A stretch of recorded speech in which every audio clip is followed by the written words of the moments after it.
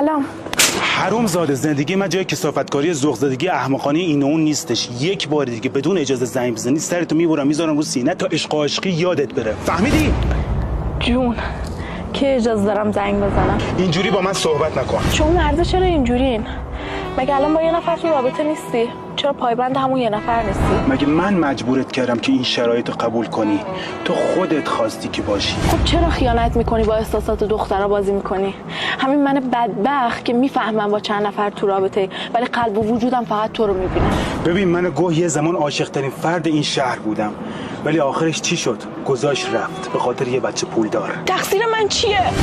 میگم تقصیر من چیه؟ چرا من باید تاوان زندگی قبلی تو بدم؟ دهنتو ببند. اینجا اگه کسی هم قرار باشه داد بزنه اون منم، نه تو. فهمیدی؟ 2 سال پیش اومدی گفتی ازت خوشم میاد، گفتم من تازه از یه رابطه اومدم بیرون که کثافت بود، اصلا حوصله یه رابطه جدید ندارم. گفتی در مورد من چی فکر کردی؟ فکر کردی من مثل بقیه ام؟ حرفات منو خام کردی، ولی اگه میدونستم زن داری توفم تو صورتت نمیکردم. حرومزاده.